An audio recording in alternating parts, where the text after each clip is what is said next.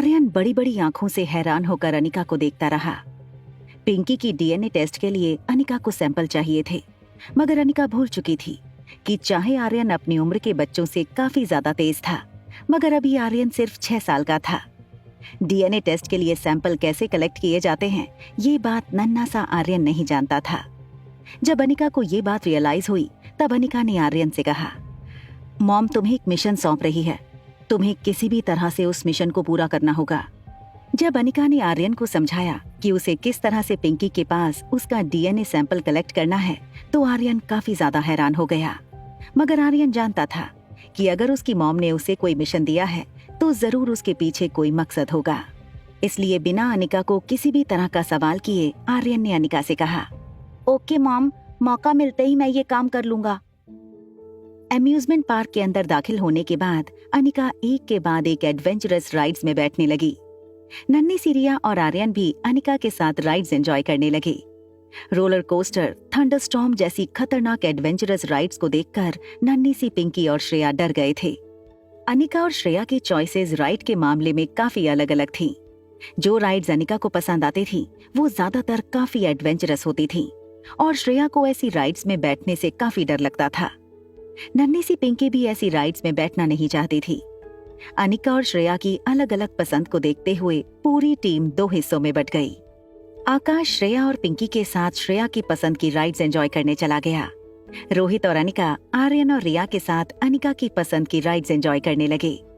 जब आकाश श्रेया और पिंकी के साथ अम्यूजमेंट पार्क में चक्कर लगा रहा था, तब आकाश की नजरें पूरी तरह से श्रेया पर टिकी हुई थीं। श्रेया नन्ही सी पिंकी को अम्यूजमेंट पार्क में बने अलग अलग कार्टून्स दिखा रही थी। श्रेया ने एक बड़ा ही खूबसूरत सा मैरी गो राउंड देखा, जिस पर घोड़ों के आकार में काफी सारी सीट्स बनी थीं। श्रेया को मैरी गो राउंड में बैठना बहुत पसंद था, मगर इससे पहले कि श्रेया मैरी गो राउंड की ओर इशारा करती, नन्ही सी पिंकी ने मैरी गो राउंड की ओर इशारा करते हुए कहा, श्रेया टीचर, क्या हम उस मैरी गो राउंड में बैठ सकते हैं? पिंकी की बात सुनते ही श्रेया ने पिंकी को अपने हाथों में उठा लिया और गाल पर चूमते हुए कहा, मैं भी अभी वही कहने वाली थी, चलो चलें। मैरी गो राउंड के अंदर पहुंचते ही श्रेया ने बड़े ही ध्यान से एक घोड़े पर नन्ही सी पिंकी को बैठाया। अम्यूजमेंट पार्क के स्टाफ ने पिंकी की सीट बेल्ट लगाकर उसे एक बार अच्छी तरह चेक किया। पिंकी के ठीक बगल वाले घोड़े पर श्रेया बैठी और दोनों के ठीक पीछे आकाश बैठ गया। अम्यूजमेंट पार्क के स्टाफ मेंबर ने श्रेया, पिंकी और आकाश की तस्वीरें लेना शुरू कर दिया। जब वो अपने कैमरे में तस्वीरें खींच रहा था, तब अचानक ही उसके मुंह से एक बात निकल गई, जिसे सुनकर श्रेया के गाल शर्म से लाल हो गए। उस लड़के ने कहा, आप तीनों की फैमिली बहुत अच्छी है। मिस्टर एंड मिसेस गुलेरिया, सचमुच आपकी बेटी आप दोनों की ही परछाई है। जब उस स्टाफ मेंबर ने ये बात कही, तो श्रेया के ठीक पीछे बैठा आकाश गुलेरिया मुस्कुराने लगा। इससे पहले कि श्रेया उस आदमी को क्लैरिफाई करती कि पिंकी उसकी बेटी नहीं थी, पीछे बैठे आकाश ने उस स्टाफ मेंबर से कहा, थैंक यू दोस्त, मेरी फैमिली के लिए तुमने जो कुछ भी कहा उसके लिए मैं तुम्हें इनाम देना चाहता हूँ। काफी अच्छा बोल लेते हो तुम। ये कहते हुए आकाश ने अपनी जेब से कुछ पैसे निकाले और उस लड़के को टिप के तौर पर दे दिए। इतनी बड़ी टिप देखकर वो लड़का काफी खुश हो गया। उसने आकाश से कहा, sir thank you for the tip, मगर मेरा यकीन मानिए, मैंने ये सब कुछ इस टिप के लिए नहीं कहा था आपसे। मैं जब तस्वीरें ले रहा था, तब अचानक ही मेरे मुंह से ये बात निकल गई। वाकई में आपकी नन्ही सी गुड़िया काफी क्यूट है। बिल्कुल आप दोनों के सारे फीचर्स मिले हैं आपकी बेटी को। God bless your family. उस लड़के की बातें आकाश को बहुत अच्छी लग रही थी, और उस लड़के की बातें सुनकर श्रेया के गाल शर्म से लाल हो रहे थे। धीरे धीरे मैरी गो राउंड शुरू हुआ। नन्ही सी पिंकी और श्रेया ने मैरी गो राउंड की राइड काफी एंजॉय की। दोनों को एक साथ मुस्कुराते हुए देखकर आकाश को लग रहा था जैसे ये उसकी जिंदगी का सबसे हसीन लम्हा था। देखते ही देखते शाम हो गई। जैसे ही आसमान में अंधेरा छाने लगा, पूरी टीम फिर से एक जगह पर इकट्ठा हुई। अम्यूजमेंट पार्क के बीचों बीच एक आर्टिफिशियल तालाब बनाया गया था, जिसमें डॉल्फिन्स और सफेद बड़े बड़े स्वान तैरते हुए दिखाई दे रहे थे। पूरे तालाब को बड़ी खूबसूरती से लाइटिंग के जरिए सजाया गया था। जैसे ही आकाश और रोहित बाकी लोगों को लेकर तालाब के किनारे पहुंचे, अम्यूजमेंट पार्क का स्टाफ वहीं तालाब के किनारे सबके लिए डिनर सर्व करने लगे। डिनर के बाद अचानक ही आर्यन ने रिया और पिंकी को आसमान में इशारा करके कुछ दिखाया। जब उसकी नजर आसमान में गई तो एक के बाद एक आतिशबाजियां आसमान में दिखाई देने लगी। बच्चों को आतिशबाजी देखकर बहुत मजा आने लगा था। तीनों बच्चे आसमान में आतिशबाजी देखकर तालाब के किनारे आवाज करते हुए यहाँ वहाँ दौड़ने लगे। बच्चों को इतना खुश देखकर अनिका के पूरे दिन की थकान उतर गई। जब अनिका 6 साल बाद मनाली वापस लौटी थी, तब उसने कभी ये सोचा नहीं था कि इस तरह उसके दोनों बच्चे एक साथ एंजॉय करते हुए उसे दिखाई देंगे। अनिका के लिए ये सपने जैसा लगने वाला सच उसकी जिंदगी का सबसे खूबसूरत पल था। बच्चों को यहाँ वहाँ दौड़ता हुआ देखकर आकाश और श्रेया भी बच्चों को संभालने के लिए तालाब के किनारे की ओर चले गए। बच्चों को खेलता हुआ देखकर श्रेया भी तालाब के किनारे खड़ी होकर आसमान में हो रही आतिशबाजियों को देखने लगी। तालाब के ऊपर से धीमी और ठंडी हवा श्रेया के चेहरे पर महसूस होने लगी थी। तभी अचानक श्रेया को एहसास हुआ कि उसके हाथों को आकाश ने थाम रखा था। आकाश के छूते ही श्रेया के पूरे शरीर में जैसे करंट दौड़ने लगा था। बड़ी बड़ी आंखों से श्रेया आकाश को बस देखती रही। तभी आर्यन ने मुड़कर श्रेया और आकाश को अपना हाथ थामे एक दूसरे की आंखों में आंखें डालकर देखते हुए नोटिस किया। आर्यन ने उन दोनों के पास आकर बड़ी इनोसेंटली पूछा, श्रेया मासी, क्या मुझे आपको मामी कहकर बुलाना होगा? आर्यन का इनोसेंट सवाल सुनते ही श्रेया ने झटके से अपना हाथ आकाश के हाथों से छुड़ा लिया। नन्ही सी पिंकी दौड़कर आर्यन के पास आई और आर्यन का हाथ पकड़कर उसे कहने लगी, चलो यहाँ से, अगर टीचर नाराज हो गई तो फिर कभी हमारे साथ बाहर नहीं आएंगी। नन्ही सी पिंकी आर्यन को खींचकर अपने साथ ले गई। आतिशबाजियों के खत्म होने के बाद पूरी टीम अम्यूजमेंट पार्क से बाहर निकल गई। श्रेया का घर गुलेरिया हाउस और मारवा हाउस के रास्ते में नहीं पड़ता था, इसलिए ये डिसाइड हुआ कि आकाश श्रेया को ड्रॉप करने श्रेया के साथ जाएगा और रोहित बाकी लोगों को लेकर गुलेरिया हाउस उन्हें ड्रॉप करते हुए मारवा हाउस चला जाएगा। रोहित बच्चों के साथ कारवन में बैठने लगा। आकाश के साथ कार की तरफ आगे बढ़ रही श्रेया को अचानक आवाज देकर अनिका ने रुकने को कहा। श्रेया मुड़कर हैरानी से अनिका को देखने लगी। तभी अनिका ने अपनी बाहें फैलाकर श्रेया से कहा, अरे जाने से पहले मुझे एक हक तो देती जाओ। अनिका की रिक्वेस्ट सुनकर श्रेया को अनिका के इस बिहेवियर पर काफी हैरानी होने लगी। अनिका की हरकत देखकर श्रेया शॉक हो गई थी। अनिका हमेशा ही इमोशनलेस रहती थी, कभी भी ज्यादा एक्साइटमेंट नहीं दिखाती थी। इनफैक्ट काफी सालों बाद जब श्रेया पहली बार दिल्ली में अनिका से मिली थी, तब भी अनिका ने श्रेया का वेलकम बड़े ठंडे इमोशन के साथ किया था। श्रेया ने अनिका से कहा, तुम्हारी तबीयत तो ठीक है ना? आज हो क्या गया है तुम्हें? जब अनिका ने नोटिस किया कि श्रेया आगे नहीं बढ़ रही थी, तो अनिका खुद ही श्रेया के पास जाकर खड़ी हो गई और फिर अपनी दोनों बाहें फैलाकर अनिका ने श्रेया को अपनी बाहों में भर लिया। एक टाइट हग देते हुए अनिका ने श्रेया से कहा, अरे भाई, तुम मेरी दोस्त हो और दोस्त होने के नाते शायद ये हमारी आखिरी हग हो सकती है। इसके बाद जब हम एक दूसरे से गले मिलेंगे तब शायद मैं तुम्हारी ननद बन जाऊं। अनिका की कमेंट सुनते ही श्रेया ने अनिका को जोर से धकेलकर अपने से अलग कर दिया। जैसे ही श्रेया ने अनिका को धक्का दिया, श्रेया के सर से कुछ बाल अनिका की मुट्ठी में उलझकर टूट गए। श्रेया को अपने सर में हल्का सा दर्द महसूस होने लगा। वो गुस्से से अपने सामने खड़ी अनिका को देखने लगी। अनिका ने अपने दोनों हाथ हवा में उछालकर श्रेया से कहा, सॉरी, मगर इसमें मेरी कोई गलती नहीं है। तुम्ही ने मुझे धक्का दिया और 2 बार टूटने से तुम टकली नहीं हो जाओगी। श्रेया ने जवाब देते हुए कहा, अगर टकली हो भी जाऊं तो तुमसे तो ज्यादा खूबसूरत लगूंगी। अनिका ने अपने दोनों होंठ दबाते हुए आकाश की ओर देखकर कहा, एक्चुअली ये सवाल तो तुम्हें आकाश से करना चाहिए। तो चलो, तुम्हें ये मौका भी दिया जाता है। अभी यहाँ से तुम्हारा घर काफी दूर है, रास्ता बड़ा लंबा है। तुम्हारे मन में जो भी सवाल आ रहे हों, उनका जवाब आकाश तुम्हें रास्ते में दे देगा। श्रेया ने अपने हाथों की मुट्ठी कसते हुए अनिका की ओर देखकर कहा, आज क्या अम्यूजमेंट पार्क में तुमने शराब पी ली थी? ये किस तरह की बातें करने लगी हो तुम? अनिका की बातों का असर श्रेया के गालों पर साफ नजर आ रहा था। श्रेया के गाल पूरी तरह से लाल हो चुके थे। जब श्रेया आकाश के साथ कार में बैठकर चली गई, तब अनिका ने अपनी उंगली में फंसे श्रेया के बालों को ध्यान से निकाला और अपनी जेब से एक प्लास्टिक बैग निकालकर बड़ी ध्यान से श्रेया के बालों को बैग में रख दिया। जब अनिका मुड़कर कारवन के अंदर जाने लगी, तब वैन के दरवाजे पर खड़ा रोहित अनिका को बड़े ही ध्यान से देख रहा था। जैसे ही अनिका कारवन में चढ़ने के लिए रोहित के पास आई, रोहित ने अनिका से पूछा, काफी लकी है तुम्हारी दोस्त श्रेया, कम से कम तुम उसे प्यार से गले तो लगा लेती हो। वरना मुझे तो तुम्हारे चेहरे पर गुस्से के अलावा कोई एक्सप्रेशन याद नहीं। रोहित की बात का पलटकर जवाब देते हुए अनिका ने कहा, मिस्टर मारवा, किस्मत को कोसने से अच्छा होगा आप अपनी हरकतों पर ज्यादा ध्यान दें। ये कहकर अनिका कारवां के अंदर चली गई और अपनी पहले वाली सिंगल सीट पर जाकर बैठ गई। रोहित भी अनिका के ठीक सामने जिस सीट पर श्रेया बैठी थी उसी सिंगल सीट पर जाकर बैठ गया। बच्चे पीछे बने सोफे पर बैठकर पूरे दिन में अम्यूजमेंट पार्क में की गई एंजॉयमेंट की बातें कर रहे थे। अनिका ने तभी मुड़कर आर्यन को देखा। आर्यन अनिका का इशारा अच्छी तरह समझ चुका था। आर्यन ने रिया और पिंकी से कहा, चलो जब तक हम घर पहुँचे हम एक गेम खेलते हैं। इस बात पर खुश होते हुए रिया ने अपना गेमिंग टैबलेट निकाला और सोफे के सामने बने टीपॉय पर रख दिया।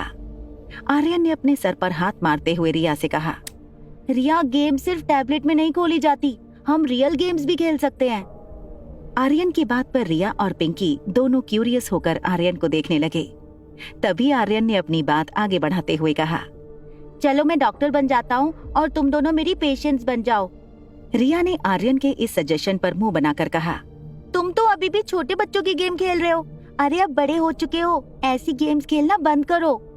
पिंकी ने अपना एक हाथ रिया के हाथ पर रखते हुए कहा, इतने दिनों में पहली बार आर्यन ने कोई गेम खेलने की बात की है। मुझे लगता है हमें गेम खेलने में उसका साथ देना चाहिए, वरना वो नाराज हो जाएगा।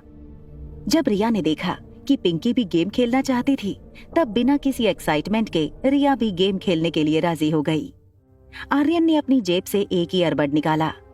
पिंकी को अपने पास बुलाकर आर्यन ने पिंकी को अपना मुंह खोलने को कहा।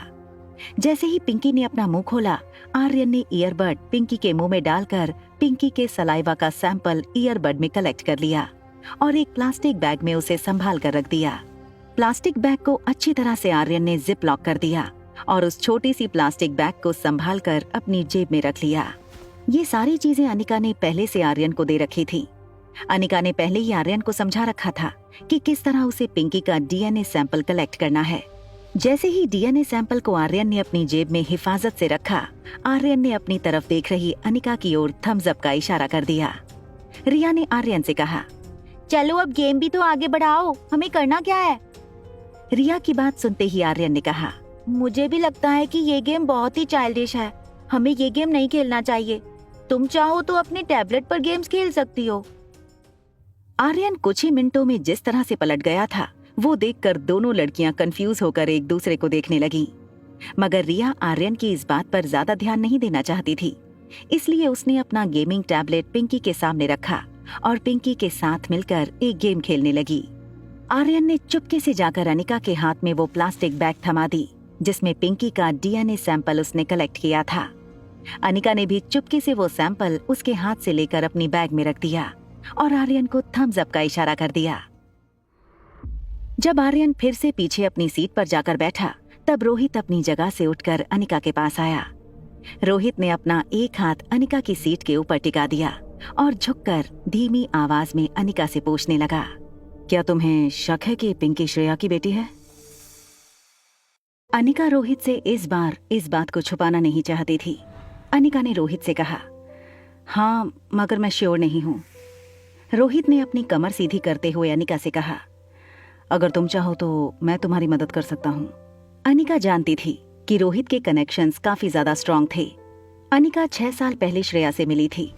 उसके पहले श्रेया के लाइफ में क्या कुछ हुआ था वो अनिका ज्यादा डिटेल में नहीं जानती थी, और अगर बिना श्रेया को शक हुए वो उसकी पिछली जिंदगी के बारे में जानना चाहती थी तो उसे रोहित के कनेक्शंस की जरूरत पड़ने वाली थी।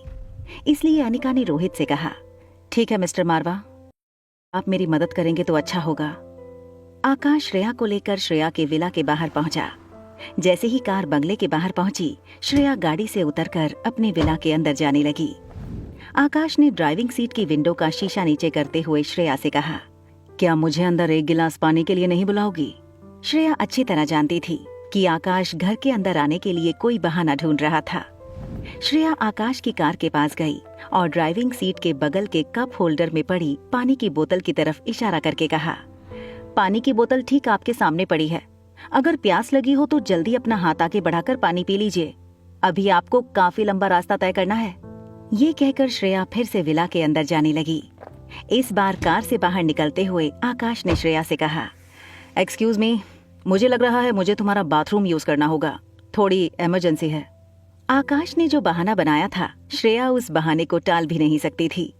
श्रेया अच्छी तरह जानती थी कि आकाश फिर बहाना बनाकर उसके घर के अंदर आना चाहता था, मगर जो बहाना आकाश ने दिया था उसे झुटलाना श्रेया के लिए काफी मुश्किल था। आकाश श्रेया के बगल में आकर खड़ा हो गया और अपने दोनों हाथ अपनी जेब में डालकर श्रेया के सामने देखकर मुस्कुराने लगा। आकाश ने श्रेया से कहा, nature's call you see. Shreya ने आकाश की आंखों में आंखें डालते हुए कहा, मगर जहां तक मुझे याद है, हम जब अम्यूजमेंट पार्क से निकले थे तब तुम रेस्टोरेंट का रेस्टरूम यूज करके ही निकले थे। आकाश ने अपनी दोनों आईब्रो ऊपर करते हुए श्रेया से कहा, मुझे लगता है मेरी किडनियों में कुछ प्रॉब्लम हो गई है। श्रेया जानती थी कि इतनी आसानी से आकाश से पीछा छुड़ाना मुश्किल था, इसलिए अपनी पर्स से विला के दरवाजे की चाबी निकालते हुए श्रेया ने दरवाजा खोल दिया। आकाश और श्रेया जैसे ही विला के अंदर दाखिल हुए, आकाश ने विला का मेन डोर झटके से बंद कर दिया। दरवाजे के बंद होने की आवाज इतनी जोर से आई कि श्रेया डर के मारे चौंक गई। जैसे ही श्रेया ने मुड़कर पीछे देखा, आकाश ने श्रेया को जोर से अपनी बाहों में भर लिया। श्रेया ने अपने आप को छुड़ाने की बहुत कोशिश की, मगर आकाश ने अपने शरीर की पूरी ताकत लगाकर श्रेया को अपनी बाहों में जकड़ रखा था। कुछ देर तक श्रेया आकाश की बाहों में झटपटाती रही, मगर उसके बाद श्रेया ने अपने आप को आकाश से अलग करने की सारी कोशिशें बंद कर दी। आकाश श्रेया के चेहरे के बिल्कुल करीब अपना चेहरा ले आया। दोनों की सांसें एक दूसरे की सांसों से मिलने लगी थीं।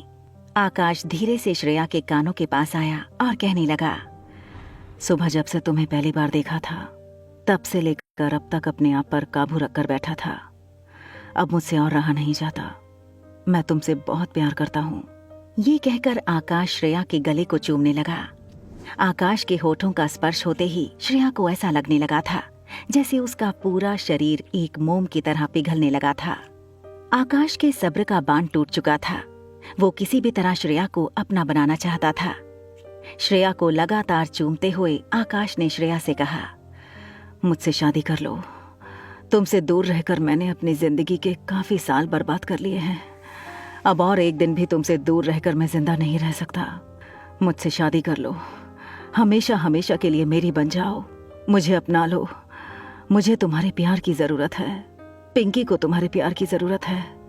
जैसे ही आकाश ने श्रेया से ये बात कही, अचानक ही आकाश की बाहों में पिघल रही श्रेया को अपने खोए हुए बच्चे की याद आई।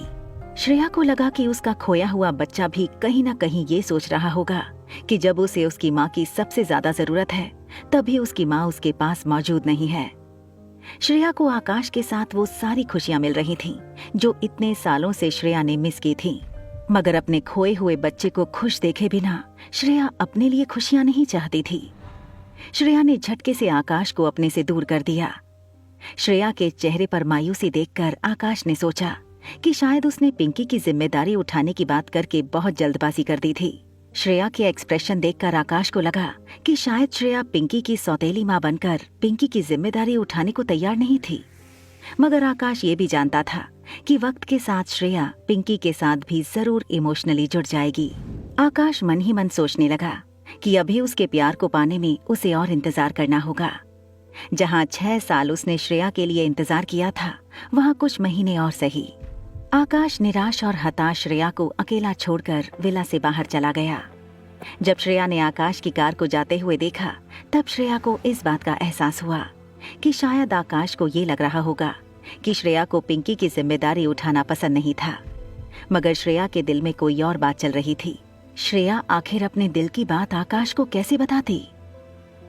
गुलेरिया हाउस पहुंचने के बाद वैन से उतरकर रोहित रिया को लेकर अपनी कार की ओर जाने लगा और अनिका पिंकी और आर्यन को लेकर गुलेरिया हाउस के अंदर जाने लगी। तभी अचानक रिया ने पीछे से अनिका को आवाज लगाते हुए कहा, आई विल मिस यू मम्मा। रिया की आवाज सुनते ही अनिका तेजी से रिया के पास गई और रिया को गले लगाकर अनिका ने रिया के गालों को चूमना शुरू कर दिया। अपनी मम्मा का प्यार देखते हुए नन्ही सी रिया ने अनिका से कहा, मुझे डैड के घर पर काफी मजा आता है। डैड मेरी हर डिमांड पूरी करते हैं, तुम्हारी तरह डांटते भी नहीं है, और मैं चाहूँ उतनी गेम्स खेल सकती हूँ। मगर उनके घर पर मैं आपको बहुत मिस करती हूँ। क्या आप भी मुझे मिस करती हो मम्मा? नन्ही सी रिया के दिल में अपने लिए प्यार देखकर अनिका ने रिया को कसकर अपनी बाहों में भर लिया और कहा, mama loves Riya very much and mama आपको सिर्फ इसलिए डांटती है क्योंकि मम्मा को पता है कि आपके लिए क्या अच्छा है और क्या बुरा। जब आप मम्मा के साथ नहीं होती तो मम्मा आपकी सारी शैतानियां बहुत मिस करती हैं। नन्हा सा आर्यन भी रिया और अनिका के पास आकर खड़ा हो गया। अनिका ने दोनों बच्चों को अपने एक एक हाथ में पकड़कर दोनों बच्चों को बारी बारी गालों पर किस किया। जब अनिका दोनों बच्चों को प्यार करने के बाद फिर से खड़ी हुई तब अनिका के ठीक सामने आकर रोहित खड़ा हो गया। रोहित ने अपने दोनों हाथ फैलाकर अनिका से कहा, आज मेरी जिंदगी का सबसे अमेजिंग दिन रहा, thank you for that. Rohit ने अपनी बाहें फैला रखी थी। रोहित मन ही मन चाहता था कि अनिका उसे भी आकर उसी तरह हक करे जिस तरह अभी कुछ ही देर पहले उसने रिया को हक किया था। मगर अनिका ने अपने दोनों हाथ जोड़ते हुए रोहित से कहा, मिस्टर मारवा, मुझे भी आज बहुत मजा आया, thank you for wonderful treat. ये कहते हुए अनिका आर्यन का हाथ पकड़कर गुलेरिया हाउस के अंदर जाने लगी। अनिका को अंदर जाते हुए देखकर रोहित अपने एक हाथ से अपना सर खुजाने लगा। रोहित ने बड़ी ही धीमी आवाज में अनिका को देखते हुए कहा, हाउ अनरोमांटिक। इसके बाद रोहित नन्ही सी रिया को लेकर कार में बैठकर गुलेरिया हाउस से बाहर निकल गया। जैसे ही अनिका आर्यन को लेकर गुलेरिया हाउस पहुंची, अनिका ने देखा कि राजलक्ष्मी जिस गेस्ट रूम में रुकी थी उस कमरे की लाइट ऑन थी। इसका मतलब राजलक्ष्मी जाग रही थी। अनिका ने पिंकी को पिंकी की आया के हवाले कर दिया और आर्यन से कहा, जाओ बेटा, बेडरूम में जाकर शावर लेकर अपने कपड़े बदल लो, मम्मा राजलक्ष्मी आंटी से मिलकर कुछ ही देर में वापस आ जाएंगी। आर्यन बड़ी ही ओबीडियंटली अनिका के इंस्ट्रक्शन फॉलो करने लगा। जब अनिका ने राजलक्ष्मी के कमरे का दरवाजा खटखटाया तो कुछ देर बाद राजलक्ष्मी ने दरवाजा खोला। राजलक्ष्मी की आंखें काफी सूजी हुई लग रही थीं। अनिका अच्छी तरह जानती थी कि अभी अभी राजलक्ष्मी का अपने बॉयफ्रेंड निखिल के साथ ब्रेकअप हुआ था। दोनों के बीच में काफी झगड़े हुआ करते थे। निखिल काफी लेड बैक एटीट्यूड वाला लड़का था और राजलक्ष्मी एक गो गेटर थी। दोनों की पैशन और दोनों के मकसद अलग अलग थे, जिसकी वजह से निखिल ने राजलक्ष्मी से ब्रेकअप कर दिया था। अनिका जानती थी कि काम खत्म होने के बाद जब भी राजलक्ष्मी अपने कमरे में अकेली पड़ती थी तब वो कई घंटों तक रोती रहती थी। अनिका ने राजलक्ष्मी से पूछा, क्या बात है, तुम लाइट्स ऑन रखकर ही सो गई थी? जवाब देते हुए राजलक्ष्मी ने दबी हुई आवाज में कहा, आप काम ही इतना देती हैं कि बिस्तर पर लेटते ही नींद आ जाती है, कहाँ होश रहता है कि लाइट्स ऑन है या नहीं। जब से राजलक्ष्मी बेंगलुरु से दिल्ली आई थी तब से लेकर अब तक अनिका ने राजलक्ष्मी को काफी बिजी रखा था। अनिका की अपॉइंटमेंट शेड्यूल करना, जिन पेशेंट्स को डॉक्टर अमृता की जरूरत नहीं थी उन्हें ट्रीट करना, पेंडिंग मेल्स और सजेशंस मांग रहे इमरजेंसी पेशेंट्स को जवाब देना, हर काम राजलक्ष्मी के कंधों पर आ गया था। और राजलक्ष्मी पिछले कई सालों से अनिका के असिस्टेंट की जिम्मेदारी बहुत अच्छी तरह निभा रही थी। अनिका राजलक्ष्मी को बाकी असिस्टेंट डॉक्टरों के मुकाबले काफी हाई सैलरी भी दिया करती थी। न सिर्फ इतना, मगर अनिका राजलक्ष्मी को कभी ये महसूस नहीं होने देती थी कि वो उसकी एम्प्लॉय है। अनिका ने राजलक्ष्मी को हमेशा एक दोस्त की तरह ट्रीट किया था। राजलक्ष्मी की आंखों में नींद देखकर अनिका कुछ देर तक अपनी बात कहने में झिझक रही थी। राजलक्ष्मी ने अनिका की हेजिटेशन देखकर अनिका से पूछा, क्या हुआ, क्या कोई अर्जेंट काम है जो तुम मुझे देना चाहती हो? कुछ देर सोचने के बाद अनिका ने अपनी बैग से पॉलिथीन की 2 छोटी बैग निकाली। जिप लॉक वाली प्लास्टिक बैग के अंदर ईयरबड्स रखे हुए थे और एक बैग में श्रेया के 2 बाल रखे हुए थे। सैंपल्स को देखते ही राजलक्ष्मी ने अपनी आंखें ऊपर चढ़ा ली। राजलक्ष्मी ने अपने सर पर हाथ मारते हुए अनिका से कहा, अरे भाई, अब किसका डीएनए टेस्ट करवाना है तुम्हें? सब कुछ तो पता चल गया तुम्हें अपने बारे में, अब कौन से गड़े मुर्दे उखाड़ने बाकी हैं? अनिका जानती थी कि राजलक्ष्मी काफी थक चुकी थी। राजलक्ष्मी के कंधों पर हाथ रखते हुए अनिका ने कहा, ये बहुत जरूरी है मेरे लिए। अनिका की आंखों में रिक्वेस्ट देखकर राजलक्ष्मी ने अनिका से पूछा, अब कौन सा रिलेशनशिप टेस्ट करना है तुम्हें? जवाब में अनिका ने कहा, माँ बेटी होने का रिलेशनशिप टेस्ट है ये। अनिका के मुंह से ये सुनते ही राजलक्ष्मी की आधी बंद आंखें पूरी तरह खुल गईं। राजलक्ष्मी ने अनिका से पूछा, अब ये क्या नया चक्कर है? क्या तुम्हारी माँ भी तुम्हारी असली माँ नहीं थी? कोई और तुम्हारी बायोलॉजिकल माँ है? अनिका, क्या तुम जानती हो तुम दुनिया की सबसे ज्यादा कॉम्प्लिकेटेड इंसान हो? राजलक्ष्मी की इरिटेशन अनिका अच्छी तरह समझ सकती थी। अनिका जानती थी कि राजलक्ष्मी को किस तरह काम करने के लिए मोटिवेट किया जा सकता था। अनिका ने राजलक्ष्मी से कहा, अगर तुमने मेरा ये काम किया तो अगले महीने तुम्हारी 5 छुट्टियां पक्की। छुट्टियों के बारे में सुनते ही राजलक्ष्मी के चेहरे पर चमक आ गई। राजलक्ष्मी ने दोनों पॉलिथीन बैग्स अपने हाथ में लेकर अनिका से कहा, ठीक है बॉस, अगर आप मुझे छुट्टियां देने वाली हैं तो जरूर मैं आपका ये काम करूंगी। पिछले कुछ दिनों में मैंने इतने डीएनए टेस्ट किए हैं कि मुझे लगता है कि मैं डॉक्टर कम कोई लेबोरेटरी की पैथोलॉजिस्ट ज्यादा हूँ। ठीक है, कल सुबह तक मैं तुम्हें बता दूंगी इस डीएनए टेस्ट का क्या रिजल्ट आया है। अनिका राजलक्ष्मी को थैंक्स कहकर वापस अपने बेडरूम में चली गई। डीएनए सैंपल लेने के बाद राजलक्ष्मी फ्रेश होकर लेबोरेटरी जाने के लिए गुलेरिया हाउस से बाहर निकली। जैसे ही वो पार्किंग लॉट में जाकर अपनी कार में बैठने लगी, उसे अचानक ही अपने सामने से एक परछाई गुजरती हुई दिखी। राजलक्ष्मी उस परछाई को देखकर डर गई, मगर किसी तरह हिम्मत करके राजलक्ष्मी ने उस परछाई का पीछा किया। राजलक्ष्मी जब उस परछाई के बेहद करीब पहुंची, राजलक्ष्मी ने अपने सामने जो देखा, उसे देखकर राजलक्ष्मी के मुंह से चीख निकल गई।